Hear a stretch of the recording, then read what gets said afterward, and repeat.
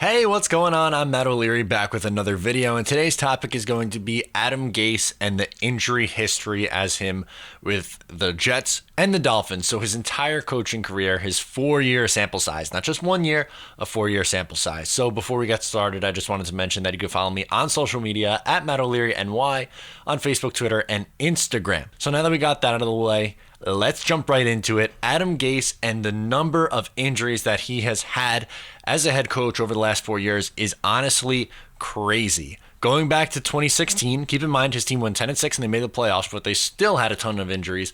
Of the 22 starters, so 11 on offense, 11 on defense, only 6 played an entire 16-game season. 5 finished on IR. So that's a pretty good chunk of your starters. Yes, they were able to overcome some of their injuries, but that's still a lot.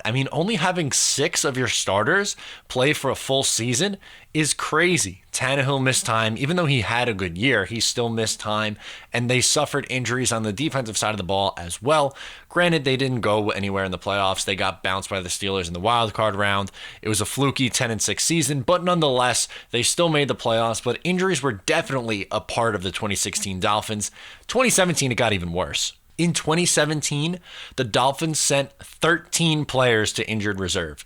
13. 5 of them starters. So that's about 23% of your starters finishing the years in shorts and a t-shirt on the sidelines in the final weeks of the season. You can't win football games like that. That's how you go 6-10. And that's starting to show that it's not a trend and it's actually getting worse. So that was 2017. 2018, his last year in Miami, again, back-to-back years of 13 players, 1-3 on IR. That's crazy. 2 offensive linemen sent to IR. Tannehill missed time. He missed all of 2017 with an injury. In 2018, he missed time again.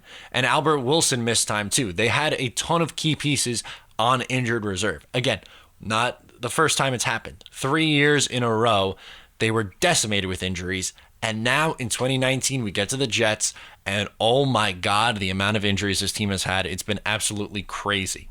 The Jets have 18 players on injured reserve.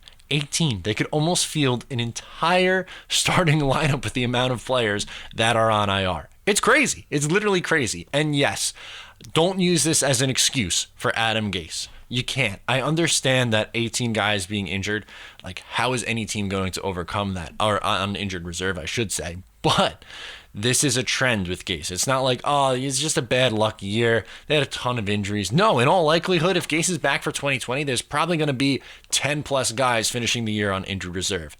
And why is that? That's what I want to know. Is it the hard practices? We understand this guy likes to practice hard and be competitive and stuff like that. Is it that? Is it the conditioning? Is it the medical staff that I just don't understand? Because you can't sit here and tell me that 4 years in a row, that a 4-year sample size is all just a coincidence. There has to be something more here, right? I'm not crazy. I'm sitting here just looking at the facts, and I'm giving you how many guys ended the year on injured reserve. Over the last 3 years, it's been double-digit guys ending the season on injured reserve for an Adam Gase coach team. Now, every single team in the NFL has injuries, so I'm not saying that I expect all 22 starters to play every single game, but when you have significant pieces miss time every year, Jamal Adams is missing time, Sam Darnold missed time, Le'Veon Bell missed a game. You look at the Jets wide receiver situation, Enunwa went down, Herndon barely played, the whole Jets offensive line missed a ton of time, Quinnen Williams has missed time. He got Avery Williamson hurt in the preseason. That's something that is 100% on him. CJ Mosley played like a game and a half. It's crazy, the number of injuries that this team had. The cornerback situation, Dow Roberts, Jermaine Johnson, injuries, it's just crazy. And to me, that's one of the things that I don't like about Adam Gase.